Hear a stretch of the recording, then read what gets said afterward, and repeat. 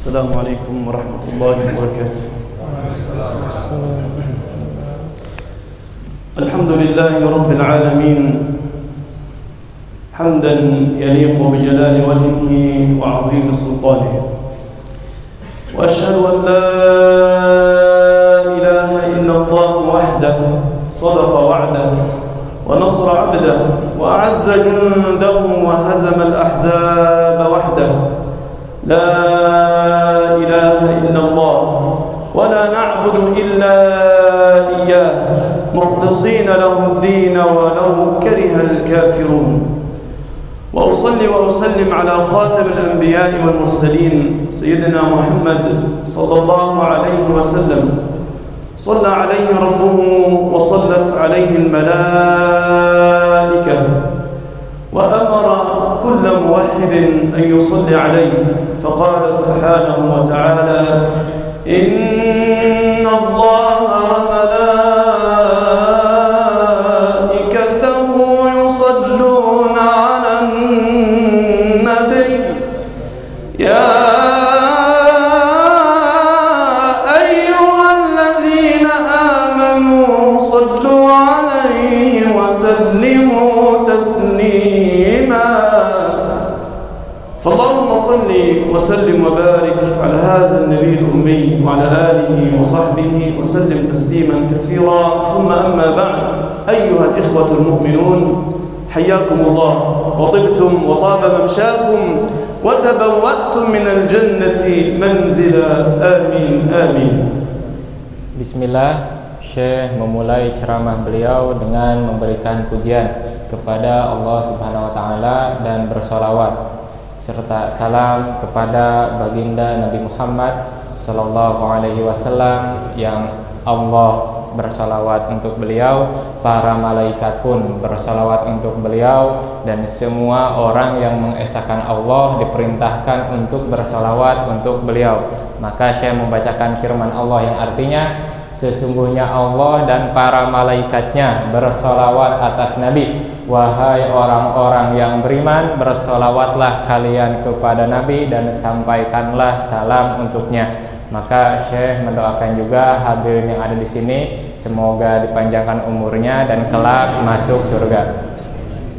Ayyuhal ikhwatul mu'minun, kunna qariban bil amsil qarib نرحب بهذا الشهر الكريم ونقول أهلا بشهر القرآن، أهلا بشهر الخيرات، أهلا بشهر الذي تعظم فيه الخيرات وتكثر فيه الحسنات وتضاعف. والآن أيها الأحبة نودع هذا الشهر الكريم ونقول له الحمد لله الذي بنعمته تتم الصالحات. لقد صلينا في شهر رمضان، لقد تلونا القرآن في شهر رمضان، لقد زكينا في شهر رمضان. فيا ليت شعري من الذي اجتهد وفاز في شهر رمضان حتى نهنيه، ومن هو الذي تكاسل في شهر رمضان وقصر في حق الله وفي حق نفسه فنعزيه. فهنيئا لمن قام وصام وتصدق وفعل الخيرات، ويا حسرة على من فرط في هذا الشهر العظيم وتكاسل فيه. أيها الأحبة، لقد انتهى شهر رمضان، ولكن وما زال يتبقى فيه سويعات. أوصيكم ونفسي بتقوى الله في الأيام الباقية حتى نكتب عند الله من الفائزين. Maka tidak terasa seperti baru kemarin kita menyambut bulan Ramadan ini, menyambut bulan puasa, menyambut bulan Al-Quran, menyambut bulan kebaikan, yang dimana kebaikan pada bulan ini itu dilipat gandakan. Tapi sekarang kita sudah menuju penghujung dari bulan Ramadan. Kemudian kita mengatakan segala puji bagi Allah yang atas nikmatnya lah semua amal-amal soleh menjadi sempurna. Maka siapa yang sudah melaksanakan amal soleh yang banyak di bulan Ramadan ini, maka kita ucapkan selamat baginya. Yang sudah membaca Quran banyak, yang sudah memperbanyak sholat, yang sudah memperbanyak amal soleh, kita berikan selamat untuknya.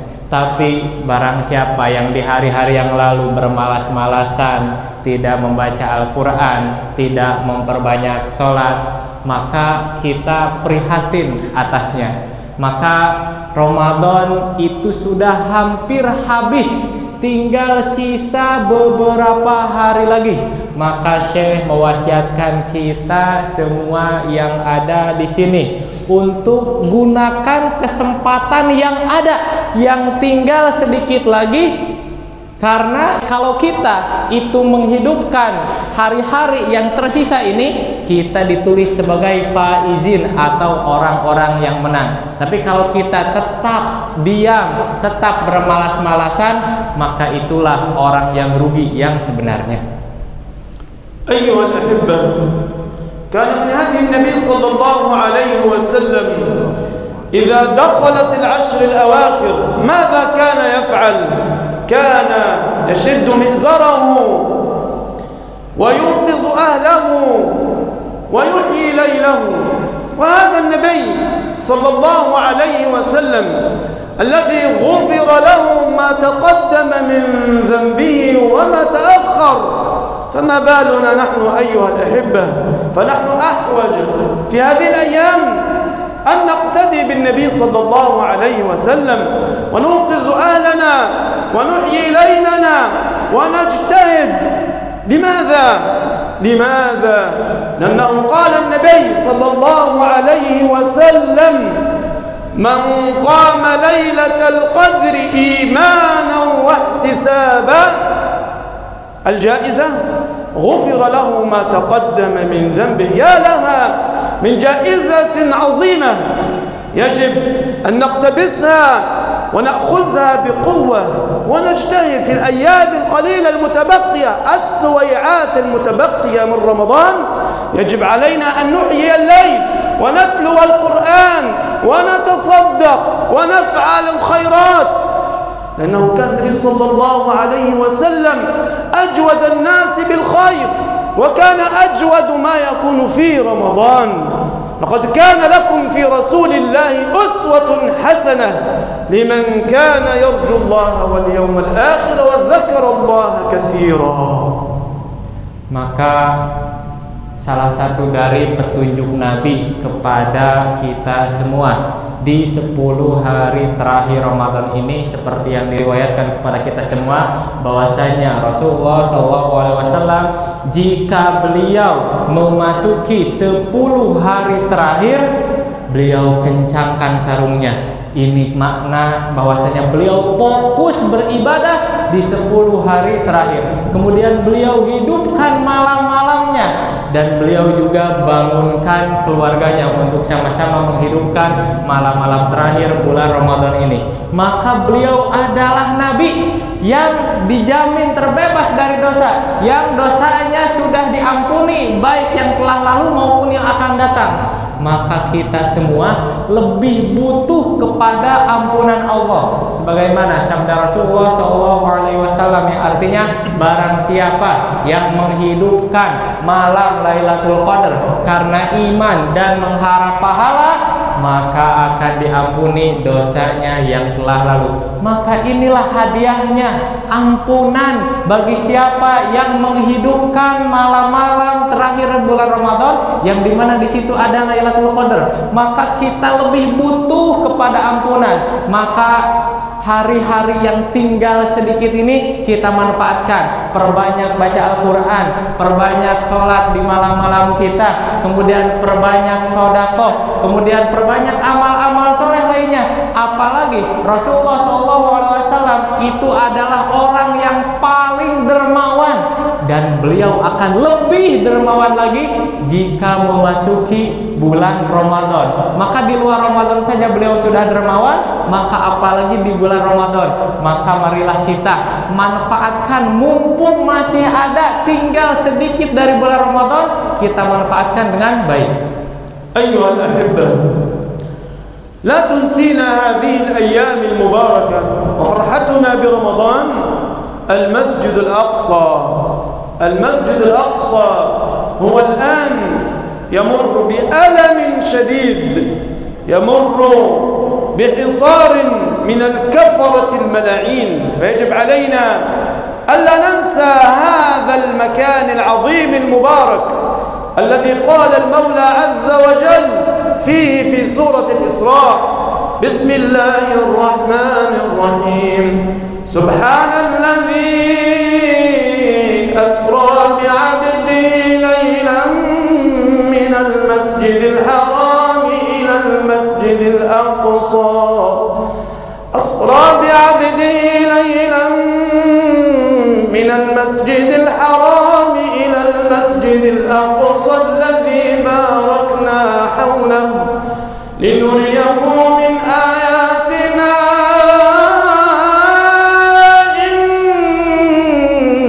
إنه هو السميع البصير.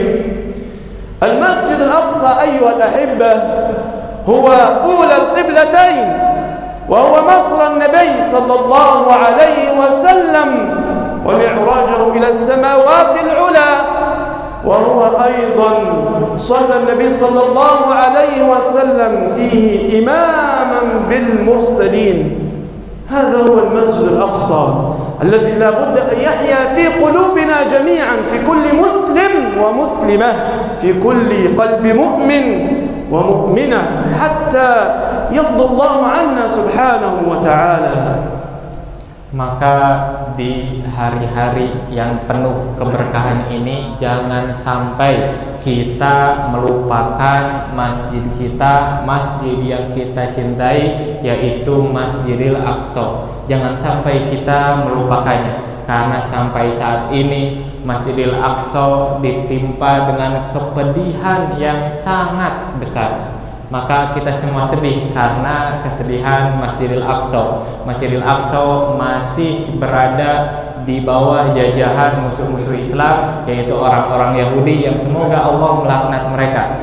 Maka kita semua sebagai umat muslim harus tahu keutamaan Masjidil Aqsa. Maka tadi Syekh membacakan firman Allah yang artinya Maha Suci Allah yang telah memperjalankan hambanya dari Masjidil Haram ke Masjidil Aqsa yang kami berkahi sekelilingnya, agar kami memperlihatkan tanda-tanda kekuasaan kami. Sesungguhnya Allah Maha mendengar lagi Maha melihat. Maka itulah Masjidil Aqsa dengan semua keutamaannya. Masjidil Aqsa adalah kiblat pertama bagi umat muslim. Kemudian Masjidil Aqsa adalah tempat Isra Mi'rajnya Nabi. Yang namanya Isra itu adalah perjalanan dari Masjidil Haram ke Masjidil Aqsa. Yang namanya Mi'raj itu adalah naiknya Rasulullah dari Masjidil Aqsa ke langit. Kemudian di Masjidil Aqsa juga saat Nabi Muhammad mendatangi Masjidil Aqsa, Nabi Muhammad itu sholat berjamaah dengan seluruh para nabi sebelum beliau, dan Rasulullah menjadi imamnya untuk sama-sama sholat berjamaah di Masjidil Aqsa. Maka sudah selayaknya bagi kita untuk memuliakan, mengagungkan Masjid Al-Aqsa ini karena memiliki keutamaan yang banyak di sisi kita. Maka kita hidupkan Masjidil Aqsa, kecintaan terhadap Masjidil Aqsa di dalam hati-hati kita semuanya.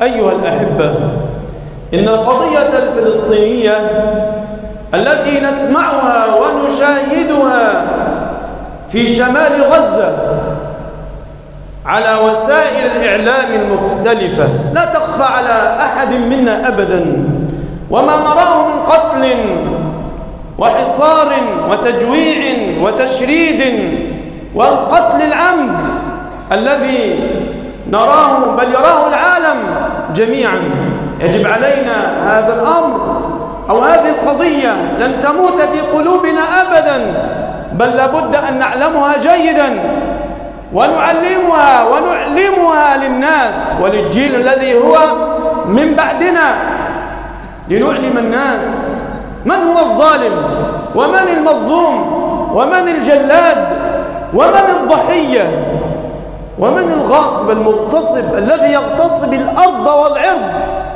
ومن المدافع الذي يدافع عن أرضه وعرضه؟ هذه قضية لابد أن تحيا في قلوبنا ولن تموت أبدا حتى يأتي الله بنصره. ألا إن نصر الله قريب.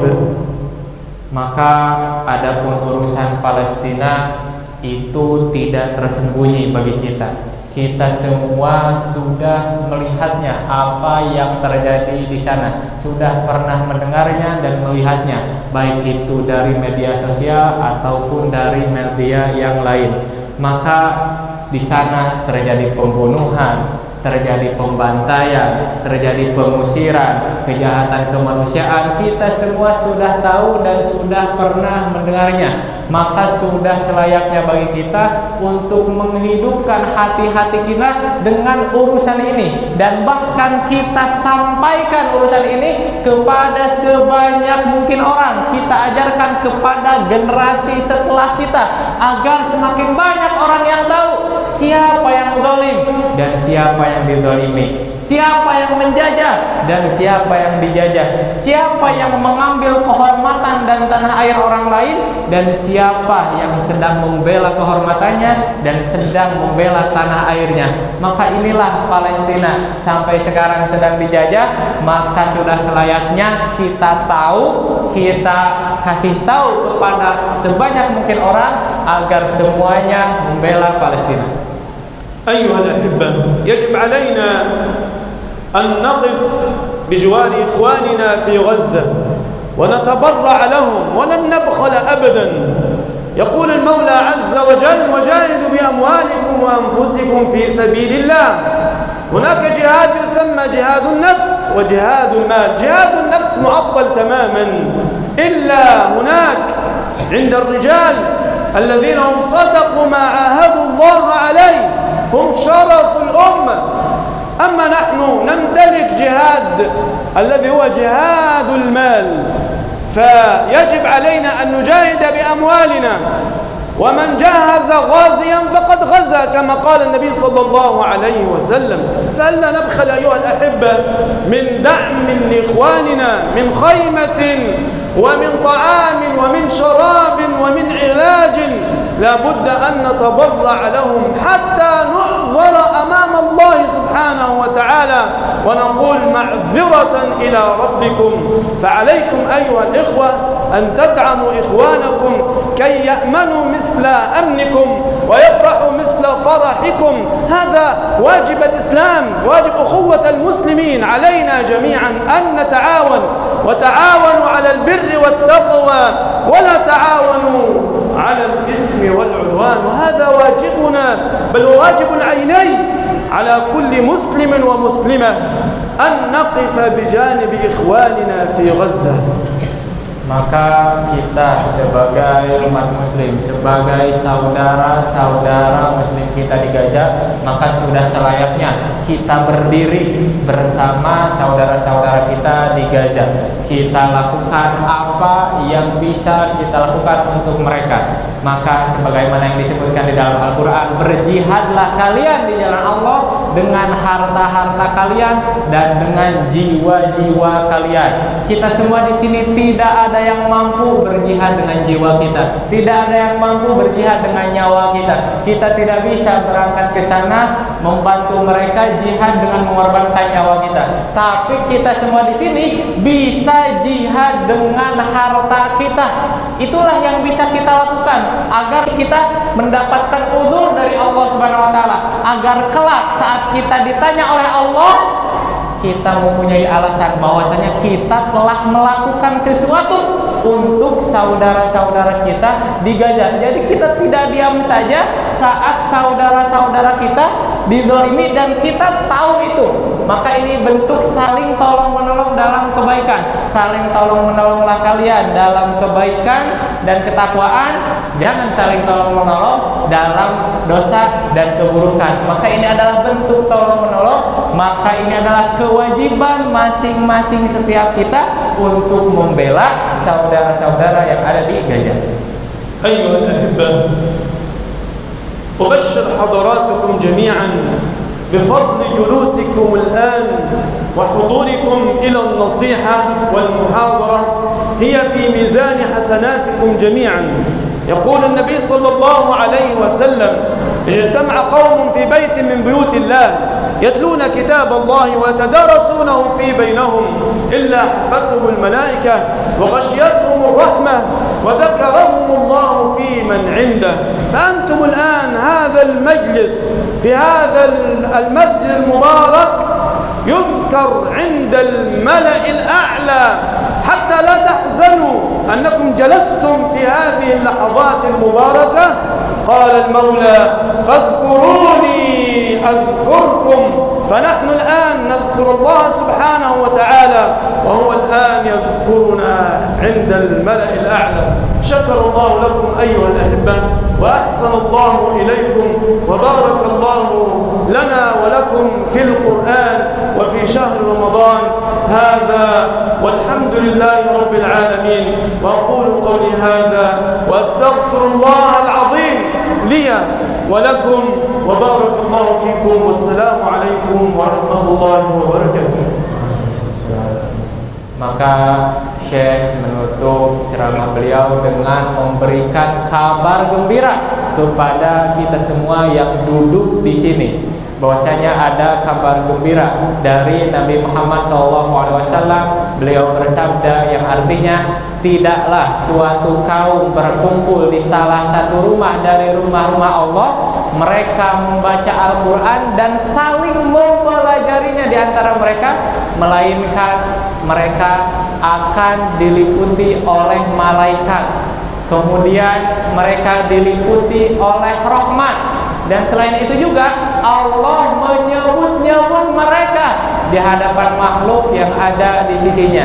Jadi kita harus yakin bersama-sama supaya kita sedih, kita duduk di sini mendengarkan ceramah, mempelajari isi Al-Quran, maka Allah sedang membanggakan kita di hadapan makhluk yang ada di sisinya. Malaikat sedang mengelilingi kita. Maka sebagaimana firman Allah yang Allah firmankan dalam Al-Quran yang artinya, ingatlah kalian kepadaku, maka aku akan ingat kepada kalian. Maka kalau kita sedang mengingat Allah di majelis ini, maka Allah pun ingat kepada kita. Maka Syekh menyampaikan terima kasih kepada seluruh hadirin yang telah mendengarkan ceramah ini sampai akhir, dan Syekh memohon ampun atas semua kesalahan yang telah diucapkan. Maka itulah ceramah dari Syekh.